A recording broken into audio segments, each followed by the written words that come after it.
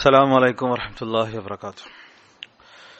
الحمد لله رب العالمين، نحمده ونستعينه ونؤمن به ونتوكل عليه، ونعوذ بالله من شرور أنفسنا ومن سيئات أعمالنا، من يهده الله فلا مضل له ومن يضلل فلا هادي له، وأشهد أن لا إله إلا الله وحده لا شريك له، وأشهد أن محمدا عبده ورسوله أرسله بالهدى ودين الحق ليظهره على الدين كله ولو كره المشركون.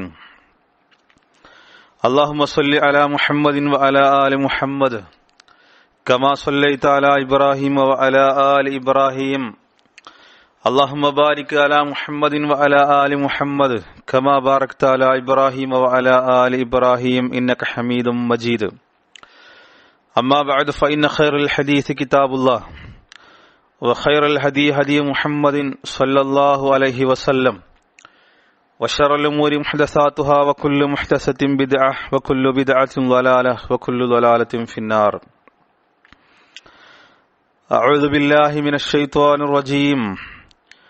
يا أيها الذين آمنوا اتقوا الله حق تقاته ولا تموتن إلا وأنتم مسلمون. إن أريد إلا الإصلاح ما استطعت وما توفيقي إلا بالله عليه توكلت وإليه أنيب.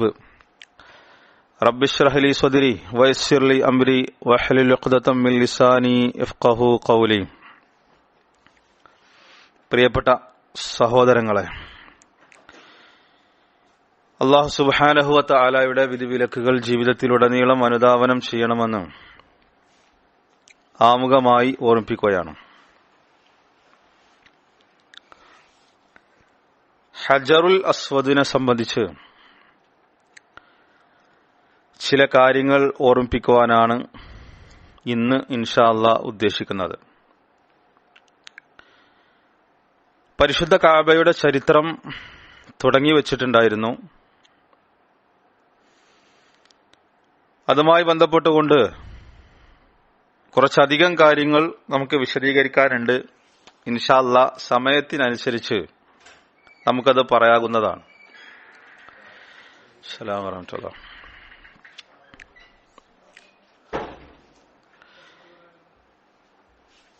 ഹജറുൽ അസ്വദ്,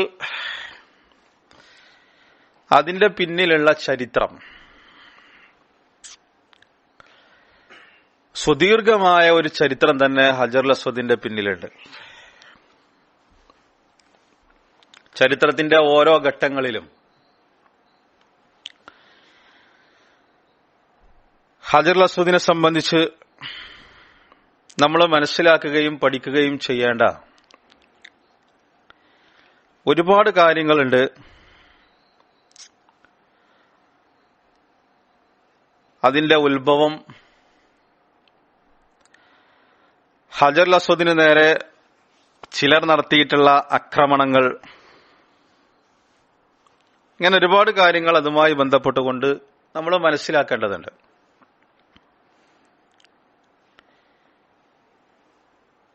അതിലൊന്ന്, ഹജറുൽ അസ്വദിനെ സംബന്ധിച്ചിടത്തോളം റസൂലുള്ളാഹി സ്വല്ലല്ലാഹു അലൈഹി വസല്ലം പഠിപ്പിച്ചത് ഏറ്റവും പ്രധാനപ്പെട്ടത് സ്വർഗത്തിൽ നിന്നും വന്നിട്ടുള്ള ഒരു കല്ലാണ് ഹജറുൽ അസ്വദ് എന്നതാണ്. അതിന്റെ അർത്ഥം നമുക്കറിയാം. ഹജർ കല്ല്, അസ്വദ് കറുപ്പ്, കറുത്ത കല്ല് എന്നാണ് അതിന്റെ അർത്ഥം. അതെന്തുകൊണ്ട് കറുത്തതായി എന്നതും ഹദീസിൽ തന്നെ വന്നിട്ടുണ്ട്.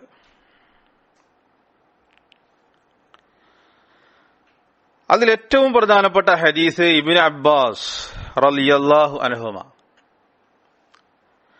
അദ്ദേഹത്തിൽ നിന്ന് തുർമുദി, അഹ്മദ്, ഇബ്നു ഖുസൈമ ഇവരൊക്കെ റിപ്പോർട്ട് ചെയ്തിട്ടുള്ള ഹദീസാണ്. ഖാല റസൂലുള്ളാഹി സ്വല്ലല്ലാഹു അലൈഹി വസല്ലം, നബി സ്വല്ലല്ലാഹു അലൈഹി വസല്ലം പറഞ്ഞു, നസലൽ ഹജറുൽ അസ്വദു മിനൽ ജന്ന.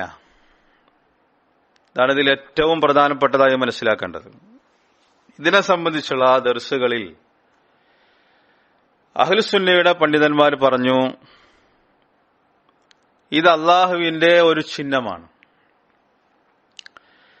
അതുകൊണ്ട് ഇതെന്താണ് എന്ന് മനസ്സിലാക്കുമ്പോൾ മാത്രമാണ്, ആ സാധനത്തെക്കുറിച്ചുള്ള ഇൽമ് അറിയുമ്പോൾ മാത്രമാണ് അതിലുള്ള തഅലീം, അതിനോടുള്ള ആദരവ് ഒരാൾക്ക് പൂർണ്ണമായി നൽകാനും കൊടുക്കാനും മനസ്സിലാക്കാനും സാധിക്കുന്നത്.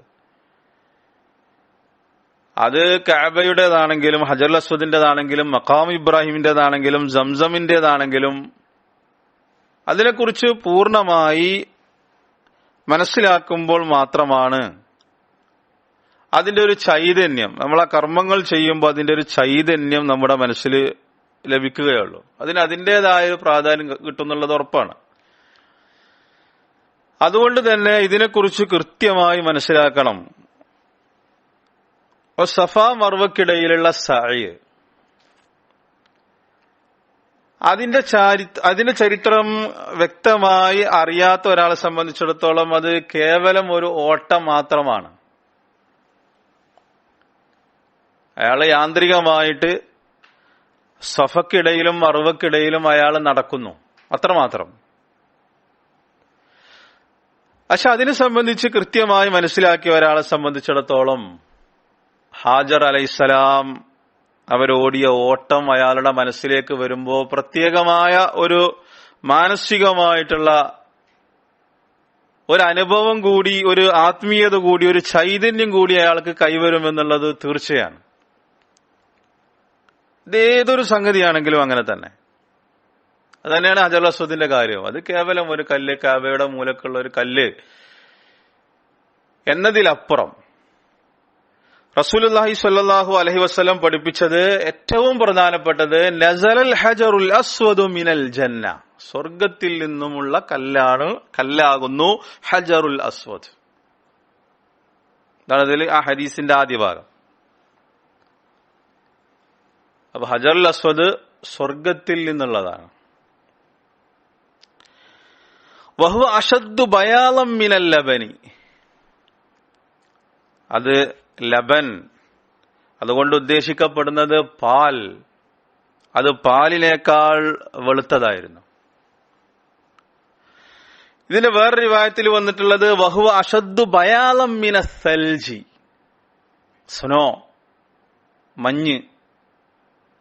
ഇബ്നു അബ്ബാസ് റളിയല്ലാഹുവിലും തന്നെയുള്ള മറ്റൊരു റിവായത്തിൽ വന്നിട്ടുള്ളത് സൽജ്, അശദ്ദു ബയാളം മിന സൽജ് എന്ന് വന്നിട്ടുണ്ട്. ഇതിൽ പറഞ്ഞത് അശദ്ദു ബയാളം മിനൽ ലബൻ, അത് പാലിനേക്കാൾ വെളുത്തതായിരുന്നു ഹജറുൽ അസ്വദ്. ഫസവ്വദതുഹു ഖതായ ബനി ആദം, നബി സല്ലല്ലാഹു അലൈഹി വസല്ലം പഠിപ്പിച്ചു അതിനെ കറുപ്പിച്ചത്, ഹജറുൽ അസ്വദിനെ കറുപ്പിച്ചത് മനുഷ്യരുടെ പാപങ്ങളാകുന്നു അതിനെ കറുപ്പിച്ചു കളഞ്ഞത്. ഈ ഹദീസ് സഹീഹാണ്. ഇബ്നു ഹിബ്ബാൻ, ഇബ്നു ഖുസൈമ അവർ ഈ ഹദീസിനെ സ്വഹീഹാക്കിയിട്ടുണ്ട്. അതേപോലെ തന്നെ ഇബ്നു ഹജർ ഈ ഹദീസിനെ അദ്ദേഹത്തിന്റെ ഫത്ഹുൽ ബാരിയിൽ എടുത്തു കൊടുത്തിട്ടുണ്ട്. അതിനെ ശക്തിപ്പെടുത്തുകയും ഈ ഹദീസിനെ ചില ആളുകൾ വിമർശിച്ചപ്പോൾ അതിനെതിരെ ശക്തമായ മറുപടിയും കൊടുത്തിട്ടുണ്ട് ആര്? ഇബ്നു ഹജറുൽ അസ്കലാനി റഹ്മത്തുള്ളാഹി അലൈഹി. അത് നമ്മൾ പ്രത്യേകം മനസ്സിലാക്കേണ്ടതുണ്ട്. അതേപോലെ തന്നെ ഷെയ്ഖ് നാസിറുദ്ദീൻ അൽബാനി റഹ്മത്തുള്ളാഹി അലൈഹി ഹദീസ് സ്വഹീഹാക്കിയിട്ടുണ്ട്. ഈ ഹദീസിൽ പറഞ്ഞത് 3 കാര്യങ്ങൾ. ഒന്ന്, ഹജറുൽ അസ്വദ് സ്വർഗത്തിലെ കല്ലാകുന്നു. ചില ആളുകൾക്ക് ഇതിൽ കുറെ ചോദിക്കാനുണ്ടാവും. അതെങ്ങനെ സ്വർഗത്തിൽ നിന്ന് വരും? അങ്ങനെ ചോദിക്കുകയാണെങ്കിൽ വേറെയും കുറെ ചോദ്യങ്ങൾ ഉണ്ടാവും. സ്വർഗത്തിൽ നിന്ന് ഇറക്കി എന്ന് പറഞ്ഞിട്ട് വേറെ കുറെ കാര്യങ്ങളെ കുറിച്ച് ഹദീസിൽ വന്നിട്ടുണ്ട്. അത് വേറൊരു വിഷയമാണ്. അപ്പൊ ഈ ഹദീസിൽ 3 കാര്യങ്ങൾ. ഒന്ന്, നമ്മൾ ചുംബിച്ചുകൊണ്ടിരിക്കുന്ന തവാഫ് ചെയ്യുമ്പോ റസൂലുള്ളാഹി സ്വല്ലല്ലാഹു അലൈഹി വസല്ലം പഠിപ്പിച്ചത് 3 കാര്യങ്ങൾ 4 കാര്യങ്ങൾ തവാഫ് ചെയ്യുമ്പോൾ ശ്രദ്ധിക്കേണ്ടതുണ്ട്. 4 കാര്യങ്ങൾ. ഒന്ന്, കഅബയുടെ 4 റുക്നുകളിൽ നമുക്ക് തോന്നിയ റുക്നിൽ പോയിട്ട് തവാഫ് ആരംഭിക്കാൻ പറ്റൂല. നമ്മൾ ഏതെങ്കിലും ഒരു വാതിലിലൂടെ കയറിയിട്ട് നമുക്ക് കിട്ടിയത് വേറൊരു മൂലയാണ്. കഅബയുടെ 4 മൂലകളല്ലാത്ത മറ്റേതെങ്കിലും ഒരു മൂല നമുക്ക് കിട്ടി, ആ മൂലയിൽ ആ റുക്കിൽ നിന്നുകൊണ്ട് തവാഫ് ആരംഭിക്കാൻ പറ്റൂല. ഹജറുൽ അസ്വദിന്റെ മൂലയിലേക്ക് തന്നെ ചെല്ലണം. റുക്നുൽ യമാനിക്ക് ശേഷമുള്ള ഹജറുൽ അസ്വദിന്റെ ഭാഗം ഏതാണ്? ഹജറുൽ അസ്വദ് എവിടെയാണ്? അവിടുന്ന് തവാഫ് ആരംഭിക്കാൻ പാടുള്ളൂ എന്നുള്ളത് റസൂലുള്ളാഹി സ്വല്ലല്ലാഹു അലൈഹി വസല്ലം പഠിപ്പിച്ചിട്ടുണ്ട്. തവാഫ് സ്റ്റാർട്ട് ചെയ്യേണ്ടത്, അത് ഫിനിഷ് ചെയ്യേണ്ടത് ഹജറുൽ അസ്വദിന്റെ മൂലയിൽ നിന്നാണ്. രണ്ടാമത്, അതിനെ ചുംബിക്കാൻ പറ്റുമോ? പറ്റുമെങ്കിൽ ചുംബിച്ചിട്ട് തവാഫ് ആരംഭിക്കണം. അത് ഹജ്ജിന്റെ സന്ദർഭത്തിലാണെങ്കിലും ഉംറയുടെ സന്ദർഭത്തിലാണെങ്കിലും അതല്ലാത്ത തവാഫിന്റെ സന്ദർഭങ്ങളിലാണെങ്കിലും അതിനെ ചുംബിക്കാൻ നമുക്ക് സാധിക്കുമെങ്കിൽ ചുംബിച്ചുകൊണ്ടാണ്. കഅബയുടെ മൂലകളിൽ ചുംബിക്കേണ്ടത് ഹജറുൽ അസ്വദ് മാത്രമാണ്. ചുംബിച്ചുകൊണ്ട് തവാഫ് സ്റ്റാർട്ട് ചെയ്യണം, ആരംഭിക്കണം. ഞാൻ പറഞ്ഞു വരുന്നത് ഹജറുൽ അസ്വദിന്റെ പ്രാധാന്യമാണ്. ഇനി ഒരാൾക്ക് ചുംബിക്കാൻ സാധിച്ചിട്ടില്ലെങ്കിൽ അയാൾ അതിനെ തൊട്ട് തടവണം. തൊട്ട് തടവിയിട്ട് ആ കൈ അയാൾക്ക് ചുംബിക്കാവുന്നതാണ്. അതിന്റെ വിശദീകരണങ്ങളിലേക്ക് ഈ സന്ദർഭത്തിൽ നമ്മൾ കടന്നു പോകുന്നില്ല. ഹജറുൽ അസ്വദിനെ തൊട്ട് തടവുക, അതിനുശേഷം ആ കൈ ചുംബിക്കാം, ഹജറുൽ അസ്വദിനെ തൊട്ട് തടവാം. അങ്ങനെ അയാൾ തവാഫ് ആരംഭിക്കണം. അതിനും ഒരാൾക്ക് സാധിച്ചിട്ടില്ലെങ്കിൽ അതിന് നേരെ ആംഗ്യം കാണിക്കണം, ഇഷാറത്ത് കാണിക്കണം. എന്നിട്ട് അല്ലാഹു അക്ബർ എന്ന് പറഞ്ഞ് അയാൾക്ക് തവാഫ് ചെയ്യാം. അങ്ങനെ 7 തവണ. അത് അവസാനിപ്പിക്കേണ്ടതും ഹജറുൽ അസ്വദിന്റെ മൂലയിൽ തന്നെ ആയിരിക്കണം. ഈ ഹജറുൽ അസ്വദിനെ സംബന്ധിച്ചിടത്തോളം നബി സല്ലല്ലാഹു അലൈഹി വസല്ലം പറഞ്ഞു, അത് സ്വർഗത്തിൽ നിന്ന് വന്നിട്ടുള്ള കല്ലാണ്. ആ കല്ലിന്റെ ഏറ്റവും വലിയൊരു പ്രത്യേകത അത് ഇബ്രാഹിം നബി അലൈഹിസ്സലാം കൊണ്ടുവച്ചതാണ്. ഇബ്രാഹിം നബി അലൈഹിസ്സലാം കഅബ പടുത്തുയർത്തി. ഓരോ കല്ലുകളും അവിടുന്ന് കല്ലുകൾ പെറുക്കിക്കൊണ്ടുവന്ന് കഅബ പടുത്തുയർത്തി. ഹജറുൽ അസ്വദ് അതിൽ നിന്ന് വേറിട്ട് കൊണ്ടുള്ള കല്ല. അതുകൊണ്ട് നമ്മൾ മനസ്സിലാക്കേണ്ട ഏറ്റവും പ്രധാനപ്പെട്ട കാര്യം, പല കാലഘട്ടങ്ങളിലും കഅബ പുതുക്കി പണിതിട്ടുണ്ട്. അതിന്റെ മണ്ണും കല്ലും സിമെന്റും ഒക്കെ മറ്റും മറിച്ചതൊക്കെ ഓരോന്നും അതിന് കഅബ പുനർനിർമ്മിക്കുന്നതിന് വേണ്ടി ഉപയോഗിച്ചിട്ടുള്ള ഓരോ സാധനങ്ങളും മാറിയിട്ടുണ്ട്. പക്ഷേ ഹജറുൽ അസ്വദ് അത് ഇബ്രാഹിം നബി അലൈഹിസ്സലാം വെച്ചിട്ടുള്ള ഹജർ തന്നെയാണ്. ഈ ഹജറുൽ അസ്വദിന്റെ പ്രാധാന്യം ജാഹിലിയ കാലഘട്ടത്തിലെ ആളുകൾ പോലും മനസ്സിലാക്കിയിരുന്നു എന്നതാണ് നമുക്ക് മനസ്സിലാക്കാൻ സാധിക്കുന്നത്. കാരണം നബി സല്ലല്ലാഹു അലൈഹി വസല്ലമക്ക് നബുവത്ത് കിട്ടുന്നതിന്റെ മുമ്പ് കഅബ പുതുക്കി പണിതൊരു സംഭവം ചരിത്രത്തിൽ വന്നിട്ടുണ്ട്. പ്രസിദ്ധമാണത്. ഏതാണ്ട് 5 കൊല്ലം മുമ്പ്. അന്ന് അവര് കഅബ പടുത്തുയർത്തി. അതിന് ചില കണ്ടീഷനുകളൊക്കെ വെച്ചു. അതിന് പിരിവ് നടത്തിയപ്പോ അങ്ങനെ ഹജറുൽ അസ്വദിന്റെ സ്ഥാനത്ത് വേറെ കല്ല് അവർ കൊണ്ടുവന്ന ചില മനസ്സിലാക്കണം. അതെന്റെ അങ്ങനെ തർക്കമായി. ഹജറുൽ അസ്വദ് ആരതിന്റെ സ്ഥാനത്തേക്ക് വെക്കും? കഅബ നിർമ്മിച്ചത് ഒരുപാട് കല്ലുകൾ കൊണ്ടാ. അതേപോലത്തെ ഒരു കല്ലായിരുന്നു ഹജർ എങ്കിൽ, അതിന് വേറൊരു പ്രാധാന്യവുമില്ലെങ്കിൽ അവരതിന് തർക്കിക്കുമായിരുന്നില്ല. നമ്മൾ മനസ്സിലാക്കണം, അന്നത്തെ കാലഘട്ടത്തിൽ അറബികൾ മുശ്രിക്കുകൾ കല്ലിനെ പോലും ആരാധിച്ചിരുന്നവരായിരുന്നു, കല്ലിനെ ബഹുമാനിച്ചിരുന്നവരായിരുന്നു, ഉപദ്രവവും ഉപകാരവും പ്രതീക്ഷിച്ചിരുന്നവരായിരുന്നു. പക്ഷെ ഹജറുൽ അസ്വദിനെ അവരെ ആരാധിച്ചിട്ടില്ല. അങ്ങനെ തർക്കമായി. എന്തിനാ തർക്കിക്കുന്നത്? കഅബയുടെ നിർമ്മാണം ഏതാണ്ട് ഒക്കെ ആയിട്ടുണ്ട്. ഹജറുൽ അസ്വദ് അതിന്റെ സ്ഥാനത്ത് ആര് വെക്കും? ഇതാണ് തർക്കം. അതേതാണ്ട് അവർക്കിടയിൽ ഒരു യുദ്ധത്തിന്റെ വക്കോളം എത്തി എന്നാണ് ചരിത്രങ്ങൾ പറയുന്നത്. അവസാനം അവരൊരു തീരുമാനം എടുത്തു. ഇവിടെ ആദ്യം കടന്നു വരുന്ന ആളാരാണോ അയാൾ എന്താണോ തീരുമാനിക്കുന്നത് അയാളുടെ തീരുമാനപ്രകാരം. അങ്ങനെ അവിടെ ആദ്യം റസൂലുള്ളാഹി സ്വല്ലല്ലാഹു അലൈഹി വസല്ലം. നമ്മൾ മനസ്സിലാക്കണം, അന്ന് നബുവത്ത് കിട്ടിയിട്ടില്ല. അന്ന് നബി സല്ലല്ലാഹു അലൈഹി വസല്ലം മുഹമ്മദ് ഇബ്നു അബ്ദില്ല, അന്ന് പ്രവാചകനായിട്ടില്ല. അങ്ങനെ ആ തർക്കം പരിഹരിച്ചു. ഒരു തുണി കൊണ്ടുവന്നു. ആ തുണിയിൽ ഹജറുൽ അസ്വദ് വെച്ചു. എല്ലാ ഗോത്രത്തിന്റെ നേതാക്കന്മാരോടും അതിന്റെ ഓരോ ഭാഗത്ത് പിടിക്കാൻ പറഞ്ഞു. അവരത് ഉയർത്തി. നബി സല്ലല്ലാഹു അലൈഹി വസല്ലം അദ്ദേഹത്തിന്റെ കൈകൊണ്ട്, അത് ചരിത്രത്തിന്റെ അള്ളാഹുവിന്റെ ഒരു തീരുമാനമായിരിക്കാം, ഇബ്രാഹിം നബി അലൈഹിസ്സലാം വെച്ച അതേ ഇബ്രാഹിം നബി അലൈഹിസ്സലാമിന്റെ കൈ കൊണ്ട് വെച്ച ആ കല്ല് പിന്നീട് അതേ സ്ഥാനത്ത് മുഹമ്മദ് നബി സല്ലല്ലാഹു അലൈഹി വസല്ലം വെച്ചു. ആ പ്രശ്നം പരിഹരിച്ചു. അത് വെറും ഒരു കല്ലല്ല. അതാണ് നബി സല്ലല്ലാഹു അലൈഹി വസല്ലം പറഞ്ഞത്, ഹജറുൽ അസ്വദ് സ്വർഗത്തിൽ നിന്നുള്ള കല്ലാണ്. അത് പാലിനേക്കാൾ വെളുത്തതായിരുന്നു. മനുഷ്യരുടെ പാപങ്ങളാണ് അതിനെ കറുപ്പിച്ചത്. റിവായത്തിൽ അത് സെൽജിനേക്കാൾ വെളുത്തതായിരുന്നു. ഈ ഒരു ഹദീസ് നിങ്ങളുടെ മനസ്സിലുണ്ടാകണം. ഇനി അതിന്റെ വിശദീകരണത്തിലേക്ക് വരാം. ഇതിൽ വന്നിട്ടുള്ള രണ്ടാമത്തെ ഒരു ഹദീസ്, അപ്പൊ ഒന്നാമത്തെ ഹദീസ് അത്. രണ്ടാമത്തെ ഹദീസ് ഇബ്നു അബ്ബാസ് റളിയല്ലാഹുവിൽ തന്നെ വന്നിട്ടുള്ള ഹദീസ്, ഖാല റസൂലുള്ളാഹി സ്വല്ലല്ലാഹു അലൈഹി വസല്ലം, നബി സ്വല്ലല്ലാഹു അലൈഹി വസല്ലം പറഞ്ഞിരിക്കുന്നു, ഫിൽ ഹജരി, ഹജറുൽ അസ്വദിനെ കുറിച്ച്,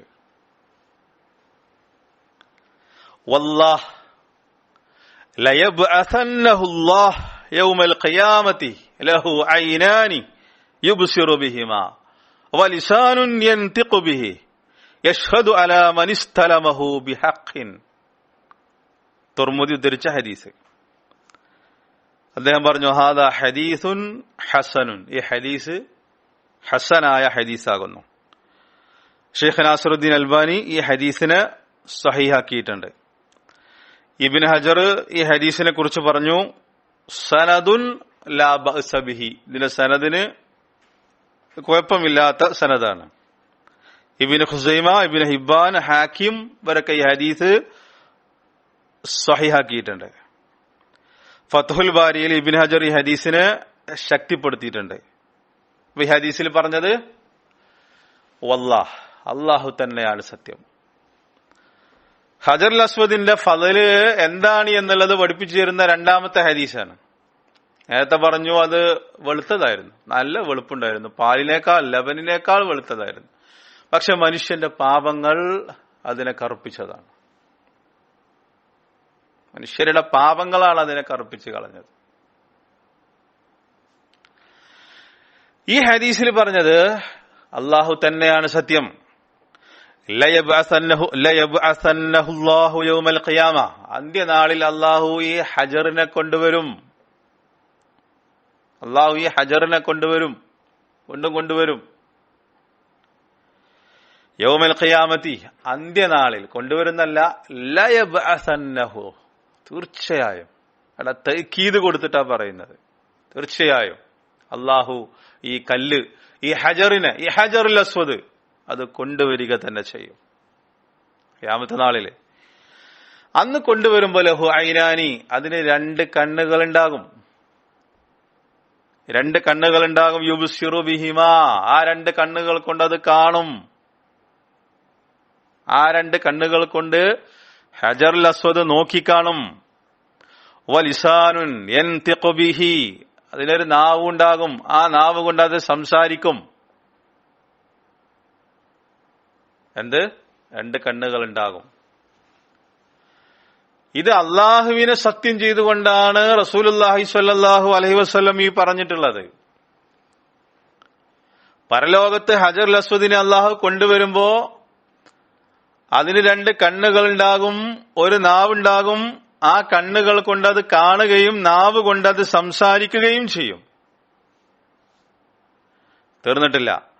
യഷ്ഹദു അലാ മനിസ്തലമഹു ബിഹഖിൻ, സത്യസന്ധമായിക്കൊണ്ട് ഹക്കോടുകൂടി ആരാണോ അതിനെ തൊട്ട് തടവിയത്, ഹജറുൽ അസ്വദിനെ തൊട്ട് തടവിയത് ആരാണോ സത്യസന്ധമായിക്കൊണ്ട് ഹക്കോടുകൂടി. അവിടെ ഹക്ക് എന്നുള്ളതിന് ഈ ഹദീസിന്റെ ഗ്രന്ഥങ്ങളിൽ അതിന് ശറഹ് കൊടുത്തിട്ടുള്ളത് ഈമാനൻ വഹ്തിസാബൻ, ഈമാനോടുകൂടി ഇഹ്തിസാബോടുകൂടി ശരിയായ വിശ്വാസം ഉണ്ടാകണം.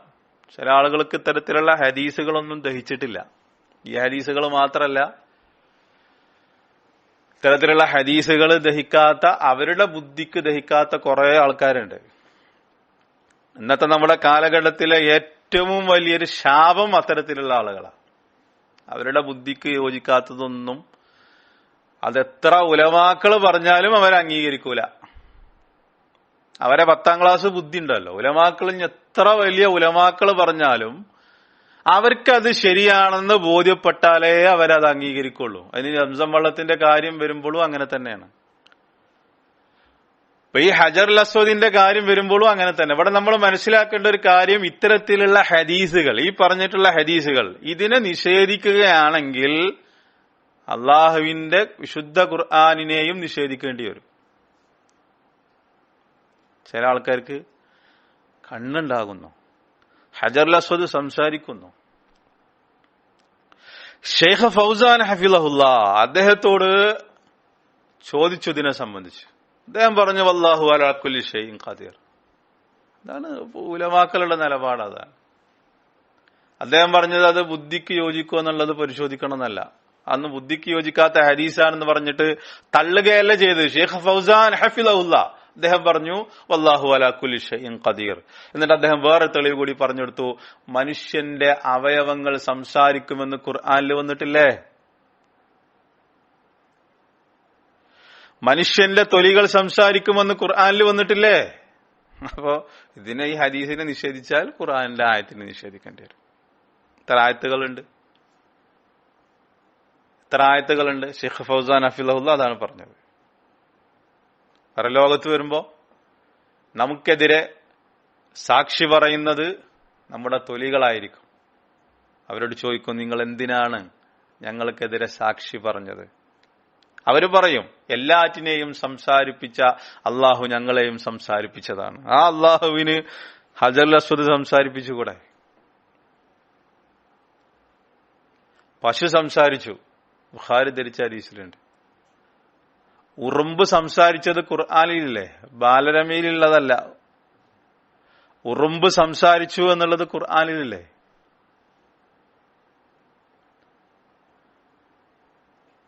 അപ്പൊ ഹജറുൽ അസ്വദ് സംസാരിച്ചു എന്ന് പറയുമ്പോൾ അത് ഹദീസിൽ വന്നതല്ലേ, അത് ബുദ്ധിക്ക് യോജിക്കാത്തത്. അപ്പൊ അത് വേറൊരു വിഷയമാണ്.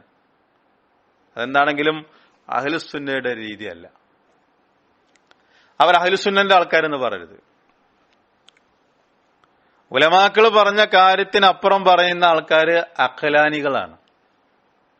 അതായത് അവരുടെ ബുദ്ധി കൊണ്ട് കാര്യങ്ങൾ മനസ്സിലാക്കുന്ന ആൾക്കാർ. അവരുടെ ബുദ്ധി നമുക്ക് സ്വീകരിക്കേണ്ട കാര്യമല്ല. അപ്പൊ ഈ ഹദീസിൽ പറഞ്ഞത് എന്താ? അവർക്ക് വേണ്ടിയിട്ട് സാക്ഷി പറയും. ഹജറുൽ അസ്വദിനെ തൊട്ട് തടവിയവർക്ക് വേണ്ടി, ഈമാനോടുകൂടി ഇഹ്തിസാബോടുകൂടി തൊട്ട് തടവിയവർക്ക് വേണ്ടി ഹജറുൽ അസ്വദ് നാളെ പരലോകത്ത് സാക്ഷി പറയും. മാത്രമല്ല, ഈ ഹദീസിന്റെ വിശദീകരണത്തില് തുഹ്ഫത്തുൽ അഹ്വദിയില് മുബാറക് ഫൂരി റഹ്മത്തുള്ളാഹി അലൈഹി പറഞ്ഞു, ഈ ഹദീസിന് അതിന്റെ ലാഹിറായ അർത്ഥത്തിൽ തന്നെ മനസ്സിലാക്കണം എന്ന് അദ്ദേഹം പറഞ്ഞു. ലാഹിറായ അർത്ഥം എന്ന് പറഞ്ഞാൽ സംസാരിക്കും എന്ന് പറഞ്ഞാൽ സംസാരിക്കും, അങ്ങനെ തന്നെ മനസ്സിലാക്കണം. കണ്ണുകൊണ്ട് കാണുമെന്ന് പറഞ്ഞാൽ കാണും, അങ്ങനെ തന്നെ ലാഹിറായ അർത്ഥത്തിൽ തന്നെ ഈ ഹദീസിനെ മനസ്സിലാക്കണം. അദ്ദേഹത്തിനെ സംബന്ധിച്ച് ഒരു ചർച്ച നടത്തുന്നുണ്ട്. ആ ചർച്ചയിൽ ഒരു വാചകം ഞാൻ പറഞ്ഞുതരാം. വൽ ഹദീസു മഹ്മൂലുൻ അലാ ലാഹിരിഹി. ഈ ഹദീസിനെ അതിന്റെ ലാഹിറായ മാനയിൽ തന്നെ മനസ്സിലാക്കണം. മനസ്സിലായോ? ലാഹിറായ അർത്ഥത്തിൽ തന്നെ മനസ്സിലാക്കണം. ഫൈനല്ലാഹു തആല ഖാദിറുൻ അലാ ഈജാദിൽ ബസ്രി വന്നുത്ഖ് ഫിൽ ജമാദാതി. നിർജീവമായ വസ്തുക്കൾക്ക് കണ്ണും കാഴ്ചയും കൊടുക്കാൻ കഴിവുള്ളവനാണ് അല്ലാഹു. അതുകൊണ്ട് ഹജറുൽ അസ്വദ് സംസാരിക്കും, അവർക്ക് വേണ്ടിയിട്ട് സാക്ഷി പറയും എന്നൊക്കെ പറഞ്ഞാൽ അതിനെ ലാഹിറായ അർത്ഥത്തിൽ തന്നെ മനസ്സിലാക്കണം. എന്നിട്ട് അദ്ദേഹം പറഞ്ഞു, അതിന്റെ അവസാന ഭാഗത്ത് അദ്ദേഹം പറയുന്നത് എന്താ അറിയോ? എന്നാൽ വേറെ കുറച്ച് ആൾക്കാരുണ്ട്, വയു അവ്വിലുഹു, ഈ ഹദീസിനെ വ്യാഖ്യാനിക്കുന്നു. ആര്? വയു അവ്വിലുഹു വയു അവ്വിലുഹുല്ലദീന ഫീ ഖുലൂബിഹിം സൈഉ തഫൽസുഫി, ഫൽസഫ മനസ്സിൽ കടന്നു കൂടിയിട്ടുള്ള വേറെ കുറച്ച് ആൾക്കാരുണ്ട്. ഇൽമുൽ കലാമും ഫൽസഫയൊക്കെ തത്വശാസ്ത്രമൊക്കെ എന്ത് കിട്ടിയാലും ബുദ്ധിക്കനുസരിച്ചിട്ട് വ്യാഖ്യാനിക്കലാണല്ലോ ഫൽസഫ. ഇൽമുൽ കലാമിന്റെ ആൾക്കാര്, ഫൽസഫന്റെ ആൾക്കാര് അവരങ്ങനെയാണ്. ഫൽസഫ മനസ്സിൽ കടന്നുകൂടിയിട്ടുള്ള കുറച്ച് ആൾക്കാരുണ്ട്. അങ്ങനെ ഹൃദയം സൈഗ്, അങ്ങനെ ഹൃദയം തെറ്റിപ്പോയിട്ടുള്ള ഈ ഫൽസഫന്റെ ആൾക്കാര് വയഖൂലൂന, അവര് പറയുന്നത് ഇന്ന ദാലിക കിനായത്തുൻ അൻ തഹ്ഖീഖി സവാബിൽ മുസ്തലിമി വ ഇന്ന സഅയഹു ലാ യളിയഹു, അവര് പറയുന്നത് ഇത് കിനായത്തായിട്ട് പ്രയോഗിച്ചതാണ് എന്നുള്ളതാണ്. കിനായത്ത് എന്ന് പറഞ്ഞാൽ നേർക്കുനേരുള്ള അർത്ഥത്തിലല്ല, അതിനെ തൊട്ട് തടന്നവർക്ക് നല്ല പ്രതിഫലം കിട്ടും. ആ പ്രതിഫലത്തിന്റെ ഗാംഭീര്യമാണ്, മഹത്വമാണ് ഈ ഹദീസിൽ പറഞ്ഞത്. അതല്ലാതെ നേർക്ക് നേരെ ഹജറുൽ അസ്വദ് സംസാരിക്കും അല്ലെങ്കിൽ ഹജറുൽ അസ്വദ് കാണും എന്നല്ല ഈ പറഞ്ഞത് എന്നുള്ളത് ഫൽസഫ തലക്ക് പിടിച്ച കുറച്ച് ആൾക്കാർ പറയുന്നു. അവരതിനെ വ്യാഖ്യാനിക്കുന്നു. അപ്പൊ അങ്ങനെ വ്യാഖ്യാനിക്കുന്നത് ഫൽസഫന്റെ ആളുകളാണ്. മനസ്സിലാകുന്നുണ്ടോ എന്ത് ഈ പറഞ്ഞത്? അതിനെ ഹജറുൽ അസ്വദിനെ തൊട്ട് തടവുന്ന ആളുകൾക്ക് നല്ല പ്രതിഫലം ഉണ്ട്, എന്തായാലും അവർക്ക് പ്രതിഫലം ലഭിക്കും എന്നാണ് അതിന്റെ വ്യാഖ്യാനം. അതല്ലാതെ ഹജറുൽ അസ്വദ് സംസാരിക്കുമെന്നല്ല, ഹജറുൽ അസ്വദ് കണ്ണുകൊണ്ട് കാണുമെന്നല്ല എന്ന് പറയുന്നത് ഫൽസഫ തലക്ക് പിടിച്ചിട്ടുള്ള ഹൃദയങ്ങള് അങ്ങനെ വക്രത വന്നിട്ടുള്ള ആളുകളാണ് എന്നുള്ളത്. അങ്ങനെ അവരാണ് അതിന് വ്യാഖ്യാനം കൊടുക്കുന്നത് എന്നുള്ളത് മുബാറക് ഫൂരി അദ്ദേഹത്തിന്റെ തുഹ്ഫത്തുൽ അഹ്വദിയിൽ നമുക്ക് വിശദീകരിച്ചു തരാണ്. ഇങ്ങനെയാണ് മുൻഗാമികൾ ഇതിന് വ്യാഖ്യാനം കൊടുത്തിട്ടുള്ളത്. അപ്പൊ അതിൽ അത്ഭുതമൊന്നുമില്ല. മാത്രമല്ല അതിൽ മനസ്സിലാക്കേണ്ട വേറൊരു കാര്യം, മുസ്ലിം ലോകത്ത് നടന്നിട്ടുള്ളത് രണ്ട് ചർച്ചയാണ്. ഏത്?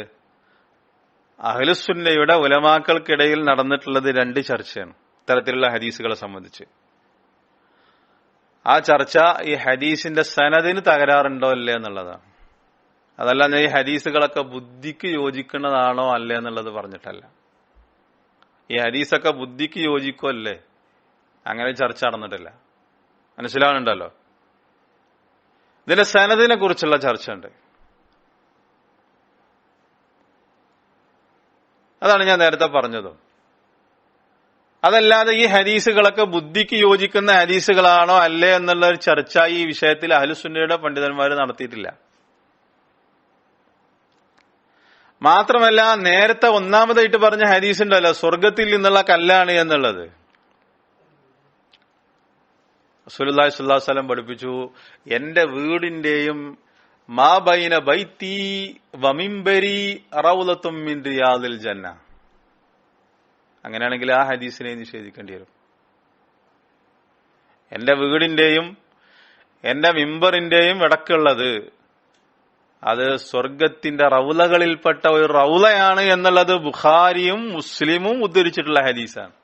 സ്വർഗത്തിലെ തോപ്പുകളിൽപ്പെട്ട ഒരു തോപ്പാണ് എന്റെ വീടിന്റെയും എന്റെ മിമ്പറിന്റെയും ഇടക്കുള്ളത്. ആ ഹദീസിനെ തള്ളേണ്ടി വരും. നബി സല്ലല്ലാഹു അലൈഹി വസല്ലം പറഞ്ഞു, അൽ ഫുറാത്ത് വൻ നീൽ ജയ്ഹാൻ സൈഹാൻ, 4 നദികളെ കുറിച്ച് പറഞ്ഞു. ആ 4 നദികൾ സ്വർഗത്തിലെ നദികളാണ്. യൂഫ്രട്ടീസ്, നൈൽ നദി അത് വേറൊരു ചരിത്രമാണ്, അത് സ്വർഗത്തിലെ നദികളാണ്. ഇങ്ങനെ എത്രയോ ഹദീസുകളുണ്ട്. അപ്പൊ നിഷേധിക്കുകയാണെങ്കിൽ ഒരൊറ്റ ഹദീസ് നിഷേധിക്കൂല. വേറെയും ഹദീസുകളെയും നിഷേധിച്ചിട്ട് ഖുർആനെയും നിഷേധിക്കുന്നിടത്തെടുത്തു. പ്രമാണങ്ങളെ മനസ്സിലാക്കേണ്ടത് ബുദ്ധിക്കനുസരിച്ചിട്ടല്ല. ഹദീസ് സ്വഹീഹാണെന്നുള്ളത് ബോധ്യപ്പെട്ടാൽ സമിഅനാ വ അതാഅന, ആമന്ന വസല്ലംന, ഇത്രേ ഉള്ളൂ. ഇതാണ് അഹ്ലുസുന്നയുടെ നിലപാട്. മാത്രല്ല ഈ ഹദീസ് ഉണ്ടല്ലോ, മനുഷ്യന്റെ പാപങ്ങളാണ് ഹജറുൽ അസ്വദിനെ കറുപ്പിച്ചത് എന്ന് പറയുന്ന ഹദീസ്, അതിന് ഇബ്നു ഹജറിനെ പോലുള്ള ആൾക്കാർ മറുപടി കൊടുക്കുക ചെയ്യുന്നത്. ഇബ്നു ഹജറിന്റെ ബുഖാരി എടുത്തോക്ക്, അതിന്റെ ഷറഹില് ആ ചർച്ച, നല്ലൊരു ചർച്ച അതിലുണ്ട്. നേരത്തെ പറഞ്ഞ ഹദീസൊക്കെ അതിൽ ഉദ്ധരിച്ചിട്ടുണ്ട്. ഇബ്നു ഹജറിനെ കൊണ്ടുവന്നിട്ടുണ്ട്. ഏത് ബുഖാരിന്റെ ശറഹ് തന്നെ കൊണ്ടുവന്നിട്ടുണ്ട്. അത് സംസാരിക്കും, കണ്ണുണ്ട് എന്നൊക്കെ പറഞ്ഞ ഹദീസും ഇതിൽ കൊണ്ടുവന്നിട്ടുണ്ട്. ആ ചർച്ചന്റെ അവസാനം ഇബ്നു ഹജർ ചോദിക്കുന്നുണ്ട്, എന്ത്, ഈ ഹദീസിനെ ചില മുൽഹിദീങ്ങൾ എതിർക്കുന്നുണ്ട്. മുൽഹിദീങ്ങൾ എന്നാ പ്രയോഗിച്ചത്. മുൽഹിദീങ്ങൾ എന്ന് പറഞ്ഞാൽ ശരിക്കും പറഞ്ഞ നിഷേധികൾ എന്നാണ് അർത്ഥം. ചില ദുർവ്യാഖ്യാനക്കാർ ഈ ഹദീസിനെ എതിർക്കുന്നുണ്ട്. ഏത് ഹദീസിനെ? ഹജറുൽ അസ്വദ് പാലിനേക്കാൾ വെളുത്ത കളറായിരുന്നു, മനുഷ്യന്റെ പാപങ്ങളാണ് ഹജറുൽ അസ്വദിനെ കറുപ്പിച്ച് കളഞ്ഞത് എന്ന് പറയുന്ന ഹദീസിനെ ഇബ്നു ഹജറിന്റെ പ്രയോഗം യഅ്തറള ബഅദുൽ മുൽഹിദീൻ, ചില മുൽഹിദീങ്ങളിൽപ്പെട്ട ചിലർ ഈ ഹദീസിനെ എതിർക്കുന്നുണ്ട്. അവ ആ ഹദീസിനെ എതിർക്കുന്നവരാരാണ്? അഹ്ലുസുന്നത്തിൽപ്പെട്ട ആൾക്കാരല്ല, അവര് മുൽഹിദീങ്ങളാണ്, ദുർവ്യാഖ്യാനക്കാരാണ്, ബുദ്ധിന്റെ ആളുകളാണ്, നിഷേധിക്കുന്നവരാണ്. അവരെന്ത് ചെയ്യുന്നുണ്ട്? ഈ ഹദീസിനെ എതിർക്കുന്നുണ്ട്. ഫഖാൽ, അവര് പറയുന്നത് എന്താ? കൈഫ സവ്വദതുഹു ഖതായൽ മുശ്രിക്കീന വലം തുബയ്യിലുഹു ത്വആത്തി അഹ്ലി തൗഹീദ്. നല്ല ചോദ്യമാണ് അവർ ചോദിക്കുന്നത്. അവർ ചോദിക്കുന്നത് മുശ്രിക്കുകളുടെ പാപങ്ങൾ അതിനെ എങ്ങനെയാണ് കറുപ്പിച്ചത്, എങ്ങനെയാണ് അതിനെ കറുപ്പാക്കി കളഞ്ഞത്? അങ്ങനെയാണെങ്കിൽ തൗഹീദിന്റെ ആൾക്കാർ അതിനെ തൊട്ട് തടവുകയും ചുംബിക്കുകയും ചെയ്യുന്നുണ്ടല്ലോ, എന്തുകൊണ്ട് അത് വെളുക്കുന്നില്ല? നല്ലൊരു ചോദ്യ. മുശ്രിക്കുകളുടെ, മനുഷ്യരുടെ പാപങ്ങൾ അതിനെ കറുപ്പിച്ചെങ്കിൽ തൗഹീദിന്റെ ആൾക്കാർ അതിനെ തൊട്ട് തടവുന്നുണ്ട്, അതിനെ ചുംബിക്കുന്നുണ്ട്, എന്തുകൊണ്ട് അത് വെളുക്കുന്നില്ല എന്നാര് ചോദിക്കുന്നു? മുൽഹിദീങ്ങളിൽപ്പെട്ട ചില ആൾക്കാർ ചോദിക്കുന്നു. അവരത് ചോദിച്ചുകൊണ്ട് ഈ ഹദീസിനെ എതിർക്കുന്നു. അതിന് അദ്ദേഹം കൊടുത്ത മറുപടി ഇബ്നു ഹജർ പറയാണ്, വ ഉജീബു ബിമാ ഖാല ഇബ്നു ഖുതൈബ. അതിന് എനിക്ക് പറയാനുള്ള ഉത്തരം ഇബ്നു ഖുതൈബന്റെ ഉത്തരാണ്. ഇബ്നു ഖുതൈബ അതിന് കൊടുത്ത ഉത്തരം ലൗ ഷാ അല്ലാഹു ലകാന കദാലിക. അല്ലാഹു ഉദ്ദേശിക്കുകയാണെങ്കിൽ അത് നടക്കും. അള്ളാഹ് തീരുമാനിക്കാൻ ഇനി ആ കല്ലിനെ വെളുപ്പിക്കണം, അതിന്റെ പൂർവ്വസ്ഥിതിയിലേക്ക് മടക്കണം എന്ന് അള്ളാഹ് തീരുമാനിക്കുകയാണെങ്കിൽ അത് സംഭവിക്കുക തന്നെ ചെയ്യും. വൈന്നമാ അജറ അല്ലാഹുൽ ആദത. എന്നാൽ അള്ളാഹു ഈ പ്രപഞ്ചത്തിൽ ഒരു നടപടിക്രമം, ഈ പ്രപഞ്ചത്തിന് എന്തുണ്ട്? ഒരു രീതിയുണ്ട്, ഒരു നടപടിക്രമമുണ്ട്, ഒരു വ്യവസ്ഥ ഉണ്ട്. അതെന്താ? ബിഅന്ന സവാദ യസ്ബഉ വലാ യൻസബിഉ അല ലഖ്സി മിനൽ ബയാദ്. വെളുത്തൊന്ന് കറുക്കും, കറുത്തൊന്ന് വെളുത്തോളന്നില്ല. അത് പ്രപഞ്ചത്തിലെ ഒരു സത്യമാണ്, പ്രപഞ്ചത്തിന്റെ ഒരു വ്യവസ്ഥയാണ്, പ്രപഞ്ചത്തിന്റെ ഒരു നടപടിക്രമമാണ്. അള്ളാഹ് നിശ്ചയിച്ചൊരു നടപടിക്രമമാണ് വെളുത്തത് കറുക്കുക എന്നുള്ളത്. നേരെ തിരിച്ച് ഉണ്ടാകണമെന്നില്ല, നേരെ തിരിച്ചത് ഉണ്ടാവില്ല. ഈ മറുപടി ഇബ്നു ഖുതൈബ അവർക്ക് കൊടുത്ത മറുപടിയാണ് എനിക്കും കൊടുക്കാനുള്ളത്, ഈ മുൽഹിദീങ്ങൾക്ക് കൊടുക്കാനുള്ളത്. ഇത്തരത്തിലുള്ള ഹദീസുകൾ, ഈ ഹദീസിനെ നിഷേധിക്കുന്ന മുൽഹിദീങ്ങൾക്ക് കൊടുക്കാനുള്ള മറുപടി അതാണ്. അള്ളാഹ് ഉദ്ദേശിക്കുകയാണെങ്കിൽ അത് നടക്കും, അതിൽ തർക്കമൊന്നുമില്ല. എന്നാൽ അള്ളാഹ് ഒരു വ്യവസ്ഥ വെച്ചിട്ടുണ്ട് എല്ലാത്തിനും. ആ വ്യവസ്ഥിതി അങ്ങനെയാണ്. വെളുത്തൊരു സാധനം കറുക്കാം, കറുത്തൊന്ന് വെളുക്കൂല. അത് അങ്ങനെയാണ് അള്ളാഹ് സംവിധാനിച്ചിട്ടുള്ളത്. ഇബ്നു ഹജർ കൊടുക്കുന്ന മറുപടിയാണ് അദ്ദേഹത്തിന്റെ ഫത്ഹുൽ ബാരിയിൽ. എന്നിട്ട് അദ്ദേഹം പറയുന്നു വക്കാൽ മുഹിബ്ബു തബരി. അദ്ദേഹത്തിന്റെ വാചകം എടുത്തു കൊടുക്കുകയാണ്. മാത്രല്ല ഈ ഹദീസ് ഉലമാക്കള് വേറൊരു ദൃഷ്ടാന്തമായിട്ട് നമുക്ക് പഠിപ്പിച്ചു തരികയാണ്. ഈ ഹദീസിന്റെ ശാരിഹീങ്ങൾ പറഞ്ഞു, മനുഷ്യന്റെ പാപങ്ങൾ ഒരു കല്ലിൽ പോലും സ്വാധീനമുണ്ടാക്കുന്നുവെങ്കിൽ, കല്ലിൽ പോലും അടയാളമുണ്ടാക്കാൻ മനുഷ്യന്റെ പാപങ്ങൾക്ക് കഴിയുമെങ്കിൽ മനുഷ്യന്റെ ഹൃദയത്തിൽ ഈ പാപങ്ങൾ ഉണ്ടാക്കുന്ന കറകളും അടയാളങ്ങളും സ്വാധീനവും എത്രത്തോളം ഉണ്ടായിരിക്കും? അവരങ്ങനെയാണ് ഹദീസിനെ മനസ്സിലാക്കിയത്. സുബ്ഹാനല്ലാഹ്. കാരണം അവരാരും ബുദ്ധി കൊണ്ട് ചിന്തിക്കുന്ന ആൾക്കാരായിരുന്നില്ല. അവർ ഈ ഹദീസ് കൊണ്ടുവന്നത് ഇതിലുള്ള ദൃഷ്ടാന്തം മനസ്സിലാക്കാൻ. അവർ പറഞ്ഞ അതാണ്, അവർ ചിന്തിച്ചത് അങ്ങനെയാണ്, അവർ മനസ്സിലാക്കിയത് അങ്ങനെയാണ്. മസീഹു ദജ്ജാലിനെ സംബന്ധിച്ച് നബി സല്ലല്ലാഹു അലൈഹി വസല്ലം പറഞ്ഞല്ലോ, അന്നത്തെ വർഷത്തിന്റെ കണക്കിനെ കുറിച്ച് പറഞ്ഞപ്പോ അന്ന് നിസ്കാരം എങ്ങനെയാണ് നിസ്കരിക്കേണ്ടതെന്നാണ് സഹാബികൾ ചോദിച്ചത്. അന്നത്തെ കാലത്തിന്റെ അതിനെക്കുറിച്ച് നബി സല്ലല്ലാഹു അലൈഹി വസല്ലം വിശദീകരിച്ചു കൊടുത്തപ്പോ ഇവിടെ അവർ മനസ്സിലാക്കിയത് ഇങ്ങനെയാണ്. അദ്ദേഹത്തിന്റെ വാചകം എങ്ങനെയാണ്? ഫീ ബഖാഇഹി അസ്വദു ഇബ്റതൻ ലിമൻ ലഹു ബസീറ. അതങ്ങനെ തന്നെ കറുത്തതായി നിലനിൽക്കുന്നതിൽ ചിന്തിക്കുന്ന ആളുകൾക്ക് അതിൽ ബസീറത്തുണ്ട്, ഗുണപാഠമുണ്ട്. അതൊരു പാഠമായിട്ട് നിലനിൽക്കുകയാണ്. അവരങ്ങനെയാണ് ഹദീസിനെ മനസ്സിലാക്കിയത്. ആ ഹജറുൽ അസ്വദ് ഒരു പാഠമായിക്കൊണ്ട് നിലനിൽക്കുകയാണ് ചിന്തിക്കുന്ന ആളുകൾക്ക്. എന്താണ് ഇതിലുള്ള പാഠം? ഫൈനൽ ഖതായ ഇദാ അസ്സറത ഫിൽ ഹജരി സ്വൽദി ഫതഅസീറുഹാ ഫിൽ ഖൽബി അശദ്ദു. ഒരു കറുത്ത കല്ലിൽ പോലും മനുഷ്യന്റെ പാപങ്ങൾ ആ വെളുത്ത കല്ലിനെ കറുപ്പിച്ചു കളഞ്ഞു. അത്രത്തോളം സ്വാധീനമുണ്ടാക്കിയെങ്കിൽ മനുഷ്യന്റെ മനസ്സിൽ പാപങ്ങൾ എത്രത്തോളം അടയാളമുണ്ടാക്കും, സ്വാധീനമുണ്ടാക്കും എന്നതാണ് അവര് ഈ വിഷയത്തില് ചിന്തിക്കുന്ന ആളുകൾക്ക് ഗുണപാഠമുണ്ട് എന്ന് പറഞ്ഞിട്ട് പഠിപ്പിച്ചു തന്നത്. ഇതാരാണ്? ഇത് ഇബ്നു ഹജറിനെ എടുത്തുദ്ധരിക്കുകയാണ്. ഇബ്നു ഹജറിനെ എടുത്തുദ്ധരിക്കുക. ഇനി ഇതേ ഹദീസിനെ വ്യാഖ്യാനിച്ചുകൊണ്ട് മുബാറക് ഫൂരി അദ്ദേഹം പറഞ്ഞു, ഖാല ഫിൽ മിർഖാത്ത്, മിർഖാത്തിൽ പറഞ്ഞിരിക്കുന്നു, സൂറത്ത് ദുനൂബു ബനി ആദം അല്ലദീന യംസഹൂനൽ ഹജറ സബബൻ ലിസവാദിഹി, അതിനെ ഹജറുൽ അസ്വദിനെ തൊട്ട് തടവിക്കൊണ്ടിരിക്കുന്ന മനുഷ്യരുടെ പാപങ്ങൾ കാരണമാണ് ഹജറുൽ അസ്വദ് കറുത്തുപോയത്. അതാണ് അത് കറുക്കാനുള്ള കാരണം. വൽ അൽഹറു ഹമലുൽ ഹദീസ് അലാ ഹഖീഖതിഹി, ഇവിടെ ഏറ്റവും നല്ലത് എന്താണ്? ആ ഹദീസിനെ ലാഹിറായിട്ട് തന്നെ മനസ്സിലാക്കുകയാണ്. ആ ഹദീസിനെ അതിന്റെ യഥാർത്ഥ രൂപത്തിൽ തന്നെ മനസ്സിലാക്കുകയാണ്. കാരണം ഇതിൽ അമാനി അനഖലൻ വല അഖലൻ, കാരണം അങ്ങനെ മനസ്സിലാക്കുന്നതിന് അഖലിയായിട്ടോ നഖലിയായിട്ടോ ഒരു തടസ്സമല്ല. ബുദ്ധിപരമായിട്ടും അങ്ങനെ മനസ്സിലാക്കുന്നതിന് കുഴപ്പമില്ല, പ്രമാണബദ്ധമായിട്ടും അങ്ങനെ മനസ്സിലാക്കുന്നതിന് കുഴപ്പമില്ല. ഇതൊക്കെ മുൻഗാമികൾ പറഞ്ഞു തന്നതാണ്. ഇത്ര കൃത്യമാണ്. ഇതാണ് അഹ്ലുസുന്നയുടെ രീതി. ഇതാണ് അഹ്ലുസുന്നയുടെ രീതി. അപ്പോ അദ്ദേഹം പറയുന്നത് ഈ ഹജറുൽ അസ്വദ് വെളുത്തതായിരുന്നു, മനുഷ്യരുടെ പാപങ്ങളാണ് അതിനെ കറുപ്പിച്ച് കളഞ്ഞത് എന്ന് പറയുന്ന ഹദീസിനെ അതിന്റെ ഹഖീഖത്തോ ആയിട്ട് തന്നെ മനസ്സിലാക്കുകയാണ് ചെയ്യേണ്ടത്. അങ്ങനെ മനസ്സിലാക്കുന്നതിന് അഖലിയായിട്ടോ നഖലിയായിട്ടോ തടസ്സമൊന്നുമില്ലാന്ന്, ബുദ്ധിപരമായിട്ടോ അങ്ങനെ മനസ്സിലാക്കുന്നതിന് തകരാറില്ല, പ്രമാണപരമായിട്ട് അങ്ങനെ മനസ്സിലാക്കുന്നതിന് യാതൊരുവിധ തകരാറുമില്ല എന്നുള്ള ആ വാചകം എടുത്ത് ഉദ്ധരിക്കുകയാണ് തുഹ്ഫത്തുൽ അഹ്വദിയിൽ. അപ്പൊ ഈ ഹദീസിൽ ഇങ്ങനെയാണ് മുൻഗാമികളായ ആളുകൾ ഷർഹ് കൊടുത്തിട്ടുള്ളത്. മൂന്നാമത്തെ ഒരു ഹദീസ്, ഇബ്നു ഉമർ റളിയല്ലാഹു അൻഹു അദ്ദേഹം പറഞ്ഞു, ഇന്ന മസ്ഹൽ ഹജറിൽ അസ്വദി, ഹജറുൽ അസ്വദ് തടവുക എന്നുള്ളത്, റുക്നുൽ യമാനി, റുക്നുൽ യമാനിയും തൊട്ട് തടവുക എന്നുള്ളത്, യഹുത്താനിൽ ഖതായാ ഹത്തൻ, അത് രണ്ടും തടവുന്നത് അവരുടെ പാപങ്ങളെ മായ്ച്ചു കളയും, അവരുടെ പാപങ്ങളെ മായ്ച്ചു കളയും. ഈ ഹദീസ് അഹ്മദ് ഉദ്ധരിച്ചിട്ടുണ്ട്, തബറാനി ഉദ്ധരിച്ചിട്ടുണ്ട്, നസായി ഉദ്ധരിച്ചിട്ടുണ്ട്, ബൈഹഖി ഉദ്ധരിച്ചിട്ടുണ്ട്, ഇബ്നു അബീ ശൈബ അവരൊക്കെ ഉദ്ധരിച്ചിട്ടുണ്ട്. എന്താ പറഞ്ഞത്? ഹജറുൽ അസ്വദ് റുക്നുൽ യമാനി, ഹജറുൽ അസ്വദിന്റെ തൊട്ട് മുമ്പുള്ള മൂലയാണ് റുക്നുൽ യമാനി. അത് ചുംബിക്കാൻ പാടില്ല, അത് തൊട്ട് തടവാം. തൊട്ട് തടവാൻ പറ്റിയിട്ടില്ലെങ്കിൽ അതിന്റെ നേരെ ആംഗ്യം കാണിക്കുകയും ചെയ്യേണ്ടതില്ല, ഒന്നും ചെയ്യണ്ട, എന്നാൽ തൊട്ട് തടവാം. ആ റുക്നുൽ യമാനിയും ഹജറുൽ അസ്വദും അത് തൊട്ട് തടവുന്നത് അവരുടെ പാപങ്ങളെ പുറത്തു കൊടുക്കും. സ്വഹീഹായിട്ടുള്ള ഹദീസ്. ഇവിടെ ഒരു കാര്യം മനസ്സിലാക്കേണ്ടത്, ഈ കഅബയുടെ പുനർനവീകരണ പ്രവർത്തനങ്ങൾ ചരിത്രത്തിന്റെ പല ഘട്ടങ്ങളിലും നടന്നിട്ടുണ്ട്.